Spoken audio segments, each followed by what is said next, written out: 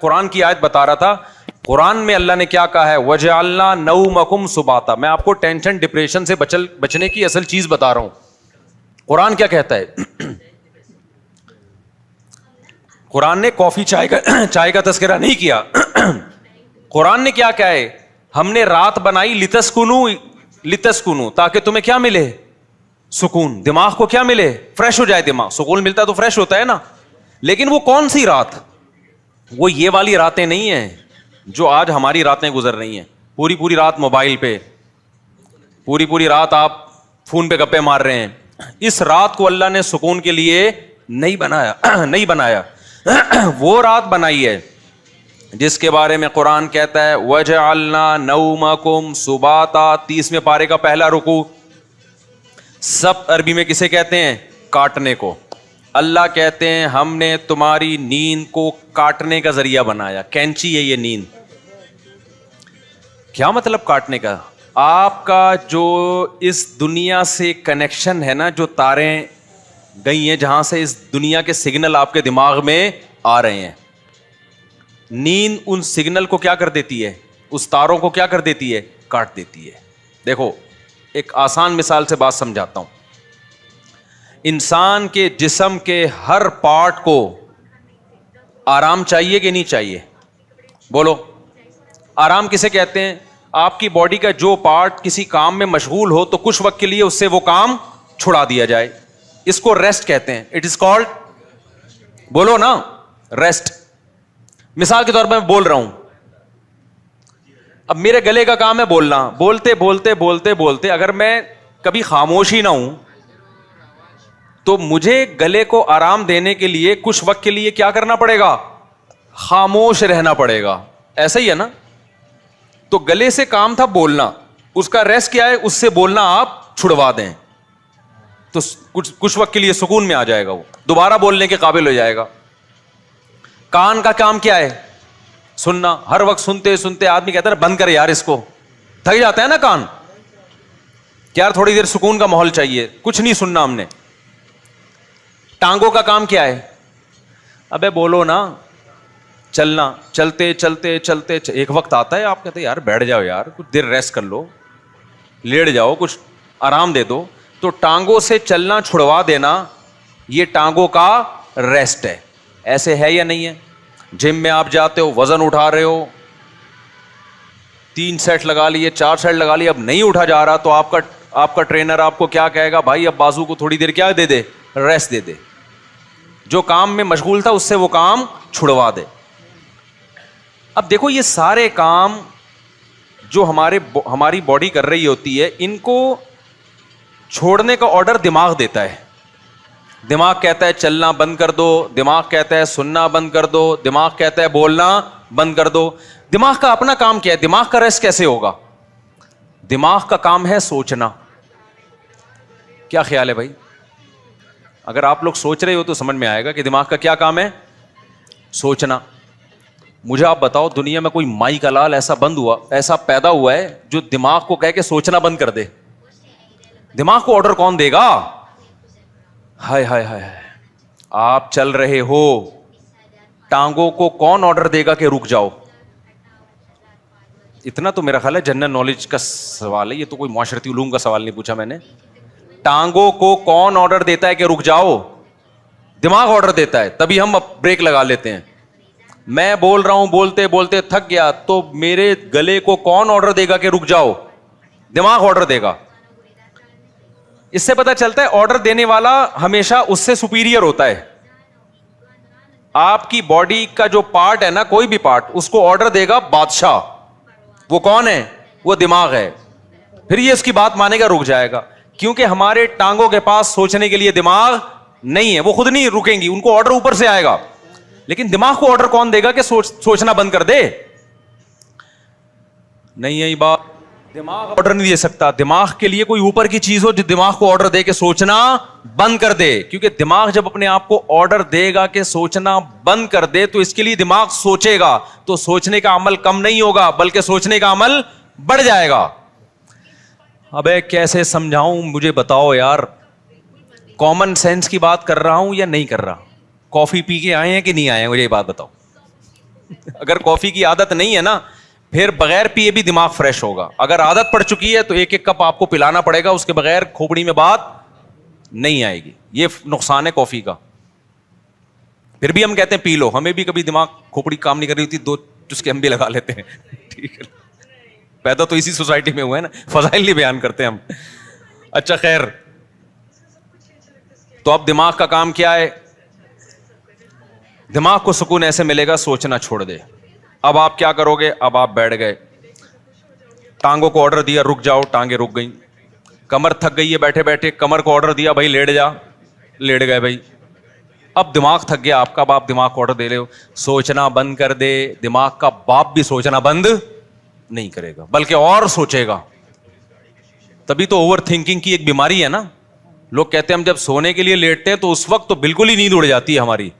ویسے چلتے پھرتے رہیں گے نیند آئے گی, بیٹھے ہوئے نیند آ رہی ہے, سونے کے لیے لیٹے اور نیند کے علاوہ اب سب کچھ آنا شروع, کیونکہ دماغ اب نیند کے بارے میں سوچنا شروع کر دیتا ہے کہ سو تو نہیں سویا, صبح دیر ہو جائے گی, دماغ خراب ہوگا, یہ ہوگا. اس سے نیند آنے کے بجائے کیا ہوتی ہے, اس ٹینشن سے نیند اور اڑتی ہے.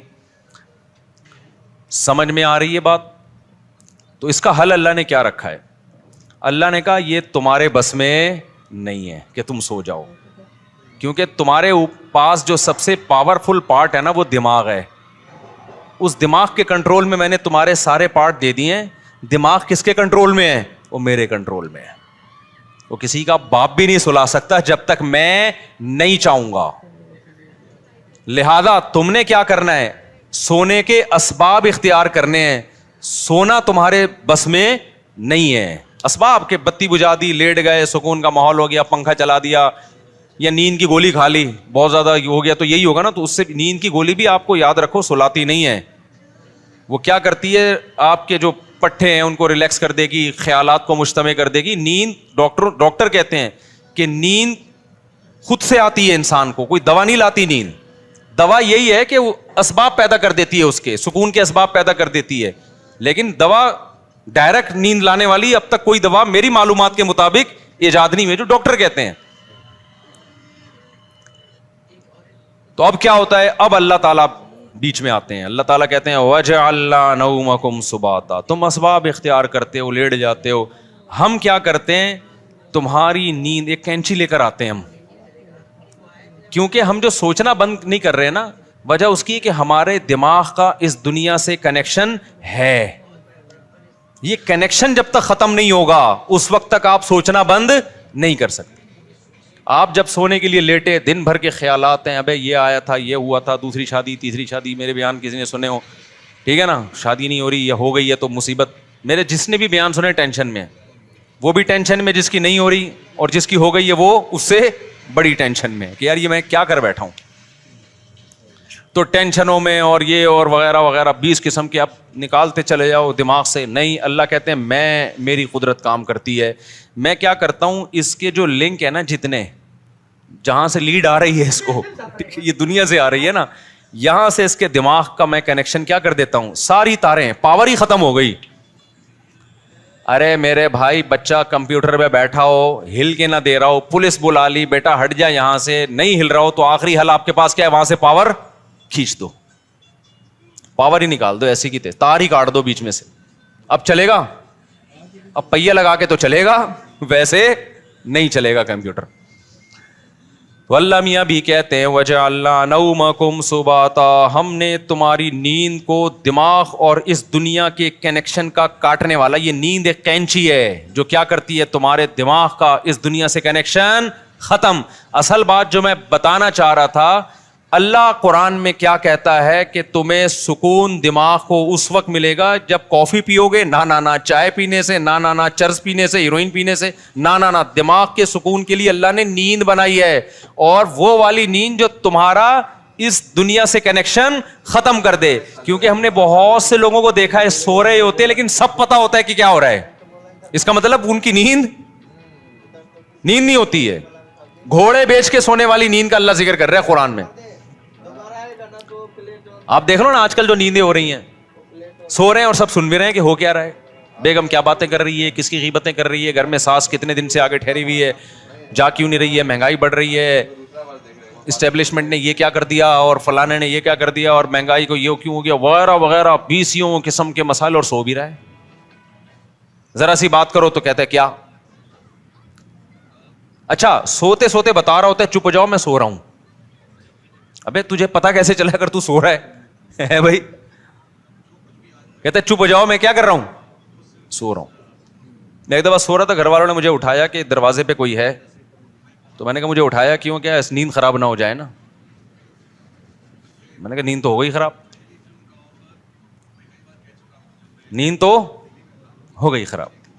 تو گھوڑے بیچ کے سونا، غرق ہو کے سونا،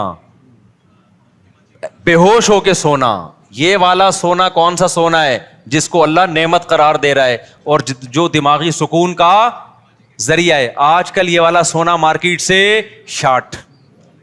کیوں شارٹ ہے؟ اس میں ہمارے اپنے گناہ بھی ہیں. اب یہ میرا ٹاپک نہیں ہے لیکن غصے پر کچھ 2 ہفتے سے بیان چل رہا تھا نا، تو اس کو بھی لگا دیتا ہوں اسی کے ساتھ. میں نے بتایا تھا نا آج کل جو ہر آدمی توے پہ بیٹھا ہوتا ہے نا غصے میں، اس کی ایک بہت بڑی وجہ کیا ہے؟ نیند پوری نہ ہونا. لوگ کہتے ہیں ہم تو 7-7 گھنٹے سو رہے ہیں. بھائی آپ سو تھوڑی رہے ہیں، 7-7 گھنٹے آپ سونے کی کوشش میں لگے ہوئے ہیں. اس میں کبھی دیکھو 3 کیفیتیں ہوتی ہیں. ایک انسان اس دنیا میں ہوتا ہے اور ایک بالکل قبر میں ہوتا ہے موت کے بعد. ایک بیچ کی کیفیت بھی ہوتی ہے، کچھ برزخ کی چیزیں دیکھ رہا ہوتا ہے اور کچھ اس دنیا کی چیزیں. قرآن سے پتہ چلتا ہے یہ ایک بیچ کی کیفیت ہوتی ہے جس میں کچھ یہاں کچھ وہاں. بالکل نیند میں بھی ایسا ہی ہے. اللہ نے نیند کو موت سے تشبیہ دی ہے. نیند میں بھی ایسا ہی ہے، یا تو آپ پورے جاگے ہوئے ہیں جیسے بھی بیٹھے ہوئے ہیں، یا آپ پورے سو رہے ہوتے ہیں. آپ کا اس دنیا سے کوئی رابطہ نہیں ہوتا، کچھ پتہ ہی نہیں ہوتا کون رو رہا ہے کون ہنس رہا ہے، سردی ہے گرمی ہے خزاں ہے طوفان آ رہا ہے نہیں آ رہا. اور ایک بیچ کی کیفیت ہوتی ہے جس میں آدھے آدھے خواب بھی دیکھ رہے ہیں اور آدھے آدھے جاگ بھی رہے ہیں. اس والی نیند سے میرے بھائی سکون نہیں ملتا. تو یہ جو گہری نیند ہے نا، اس کے لیے کچھ کام کرنے پڑتے ہیں جو آج کل مارکیٹ سے شارٹ چل رہے ہیں. اور شریعت پہ عمل کر نہیں سکتے جب تک گہری نیند لیتے نہیں ہو، کیونکہ اسلام میں اخلاق کی بہت زیادہ ویلیو ہے. نبی صلی اللہ علیہ وسلم نے فرمایا انسان اچھے اخلاق کے ذریعے تہجد پڑھنے والے اور کثرت سے روزے رکھنے والوں کے مقام تک پہنچ سکتا ہے. یعنی اس کی زندگی میں تہجد